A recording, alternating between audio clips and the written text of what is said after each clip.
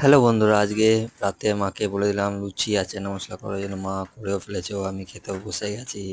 আমরা দেখতে পাই মিষ্টি আছে, রসগোল্লা ও চানা মশলার লুচি। এবং ফার্স্টে লুচি দেখাবো, দেখতেও খুব সুন্দর লাগে চানা মশলাটা, আর খেতেও হয়তো টেস্ট হবে। নেবেন নেবেন আর খেতেও সেরকম ভালো লাগছে। আপনারা কজন লুচি চানা মশলা পছন্দ করেন বলবেন। আর মিষ্টি দেখুন, মিষ্টিটা খুবই নরম, ও একটু আগে আমি নিয়ে আসলাম, গরম কি সুন্দর।